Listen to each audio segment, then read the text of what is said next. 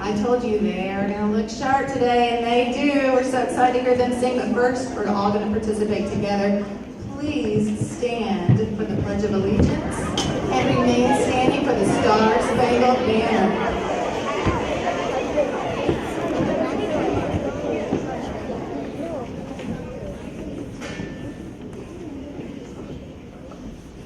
I pledge allegiance to the flag of the United States of America and to the republic for which it stands, one nation, under God, indivisible, with liberty and justice for all.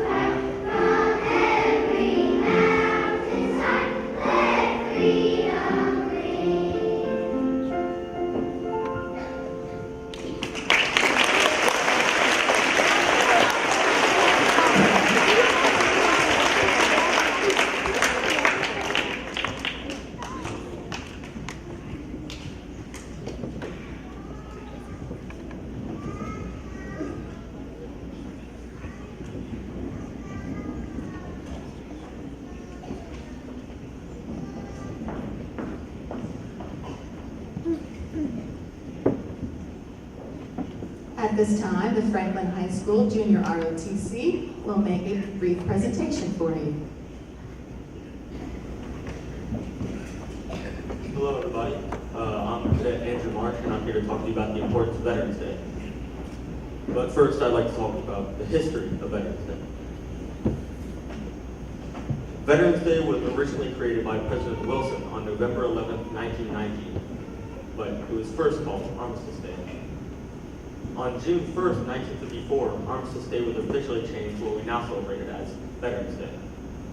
Since then, November 11th has been a celebration of all of American veterans.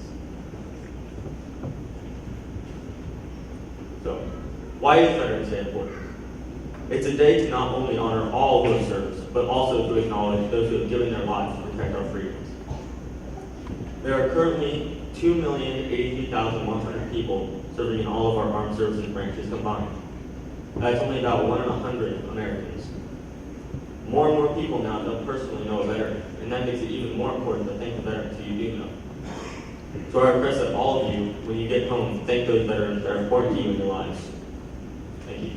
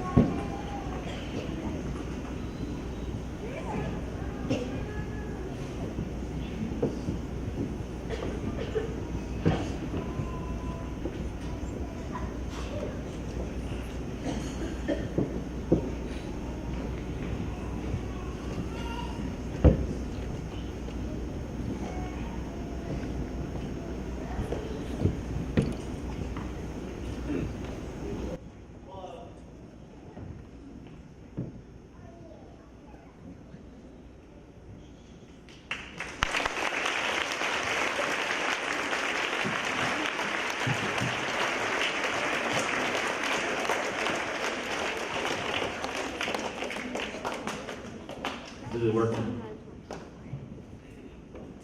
Let's give them another round of applause.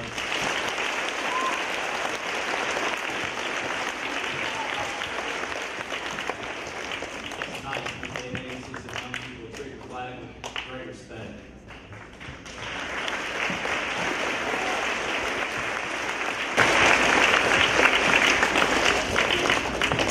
My name is Mike Fletcher. I'm the Director of Safety and Security for the Williamson County Schools. So I work with all the teachers and principals throughout this county to keep our kids and our staff safe.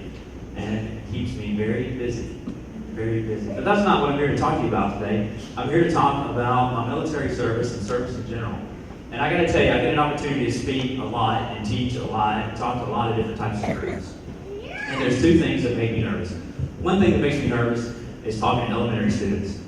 Because you never know what you're gonna get, right?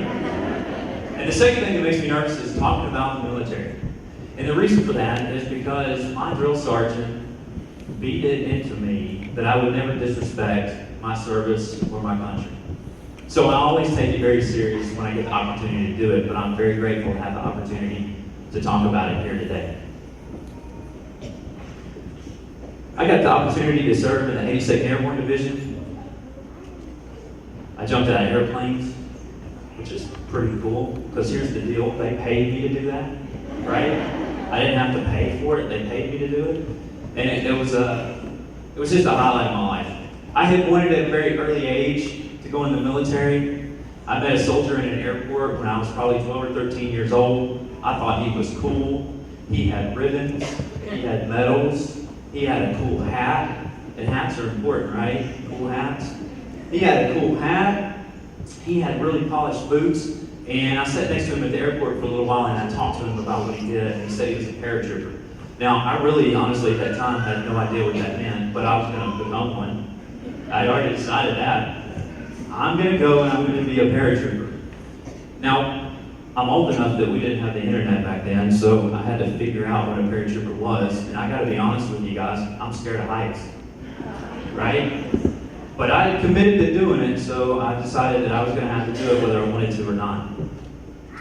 So I joined the military, I went through basic training, I went to airborne school, and then I came to the 82nd Airborne Division. I served in the 2nd Battalion of the 504th Parachute Infantry Regiment in Delta Company, and I got paid to jump out of airplanes and shoot guns. Not bad, right? I was having fun with that. But here's the deal. Here's what happened. There was a training accident. And there was, we obviously flew on airplanes a lot, to jump out of them a lot. And there was an Air Force base that was attached to my Army base. Well, one day, when we were planning to go and jump out of an airplane, 2 airplanes collided in the air, and one of them crashed into the ground. And it actually struck the airplane that we were going to be boarding, and both of those planes flew up. Now, here's the deal. When you're jumping out of an airplane, you got to practice, right? You really need to practice everything you do, but when you jump out of an airplane, you really need to practice. And you need to pay attention when they're telling you how to do it, right? So we would practice, and we were all gathered up in our area that we practiced before we board the airplane. And those airplanes crashed, and they kind of rolled right through us. And you'll see my plane on fire. You'll see it after it was put out. And you'll also, in the top right-hand corner, you'll see the area where we were all standing. And I was near that Humvee that's kind of in the center of the screen with a tree that doesn't really have any limbs on it. Needless to say, it wasn't a good thing. Lost 24 of my closest friends that day. There was about 180 of us that were wounded. And I spent quite a bit of time in a hospital having surgeries and a lot of recovery. Took a couple of years. So in December of 1996, I retired from the United States Army. And I'd only been in just under 4 years. I was going to spend my whole life in the military because that dude in that airport looked cool, and that's what I was going to do, right? But that changed. And I got out, and I remember coming home and coming back and thinking, I don't know what I'm going to do. All I ever wanted to do was serve. All I ever wanted to do was serve. So I had to kind of think about it and think about what that actually meant to me and what service meant to me. I did get the opportunity to serve in the military. I accomplished the goal that I had set for myself. I did jump out of those airplanes, although I kept my eyes closed. That was a joke, guys. But I served. But I wanted to continue to serve. And it really wasn't hard for me to find the opportunity to do that. I retired in December of '96. I started as a paramedic at Williamson Medical Center in 1997. I ran around this county on an ambulance and tried to save lives. Funny thing about it is, I woke up every day and I put on a uniform and I went to work, the same as I did in the military. And later on in 2005, the sheriff called me and wanted me to come and work for him because they were starting a SWAT team and they needed somebody who had military experience and had medical experience, and I was happy to do so. And so I've been real fortunate to be a part of the sheriff's office since 2005, wearing a uniform and doing a job. In 2013, I had the opportunity to come and work for schools and take this job where my responsibility is to help keep you safe. And that's important to me because I've got 2 kids of my own. You know one of them. Let's all embarrass him right now. Say hi, Luke. So I felt called to come and work for you guys, keep you safe. So I did that. And here's the deal. I don't have a uniform here. I just have like clothes. But it's still the same thing. I still wake up in the morning and I go to work and I do a job. And I serve others. And it's been what I've done my entire adult life. And I gotta tell you, I love every minute of it. It means a lot to me. Here's what you're gonna find. You're gonna find that people who have served, veterans, who've served, continue to serve. They find ways to continue to serve because it's not all about the military service, it's about the passion in their heart to serve. Let me show you some examples of this. You may or may not know these people. Sam Whitson, he's your 65th District State Representative. He goes to Nashville and helps make laws for the state of Tennessee, but he's a retired colonel from the United States Army. He did 26 years in the United States Army. He's still serving because he was elected to office. How about our county mayor, Rogers Anderson? Served in the United States Air Force, Vietnam, Africa, still serving. Worked on the county commission and he's your mayor.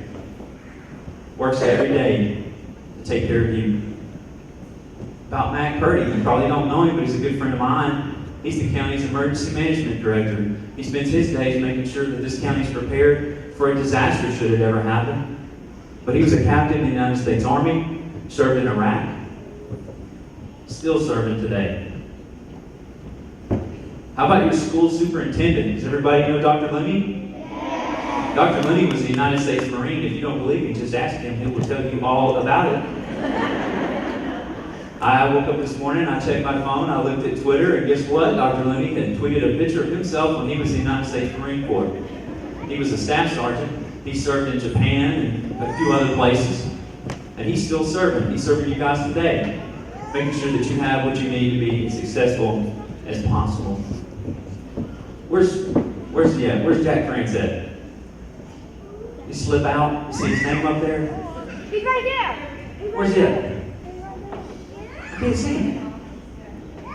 He snuck out. Jack, get back in here.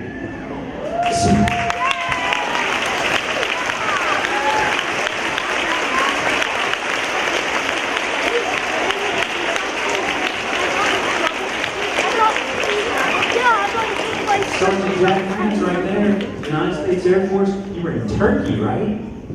Turkey, served several other places, still serving today. Wearing that uniform and keeping this place safe. Still serving today. All those people continue to serve.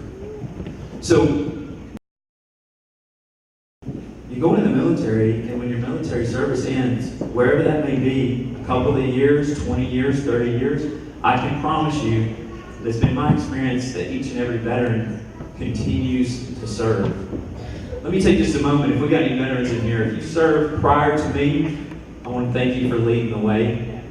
If we served around the same time, I want you to thank you for having my back. If you served after me, thanks for taking over my guard. I appreciate it. To all the veterans, thank you and happy Veterans Day.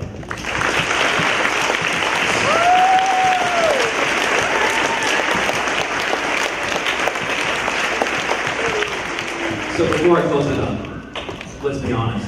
It's really about a cool hat, right? The military has fantastic hats. You ever pay attention?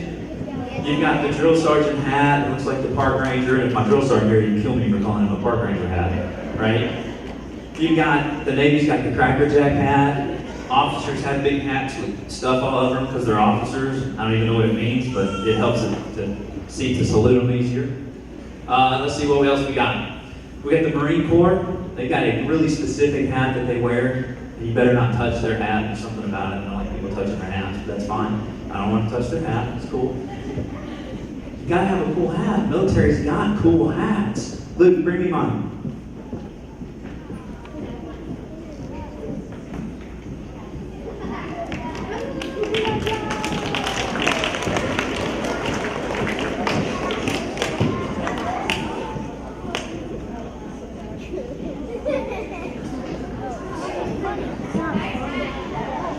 So look, it's a silly hat, right? Love this hat. That soldier sitting in that airport was wearing this maroon beret just like mine. And I absolutely, the second I saw it, had to have one. So I worked really hard. I grew up, I stayed in school, I studied, I stayed away from drugs and alcohol, and I went in the United States Army, and I got me a really cool hat.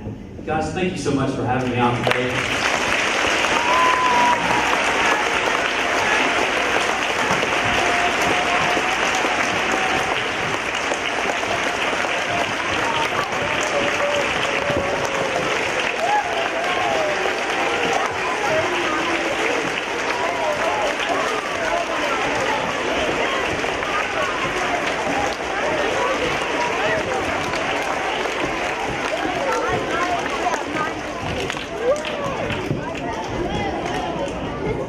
What a wonderful presentation.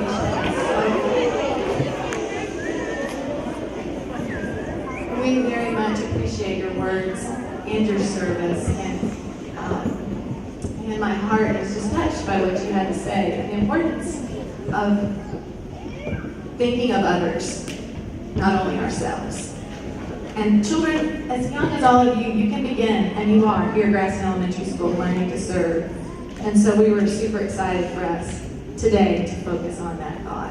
We're going to conclude this morning with two more songs, one Grassland favorite, 50-50 United States, and then Your Grand Old Flag will be our last song of the morning. Our second graders will lead us, and we're going to invite you to sing along on that one. So second grade parents, please don't forget about the artwork on display down the second grade hall. You will not want to miss it. It's fantastic. Thank you, second grade teachers, for your support and working with me, helping the students be prepared for this morning. And without further ado, second graders, fourth row, please stand. Third row.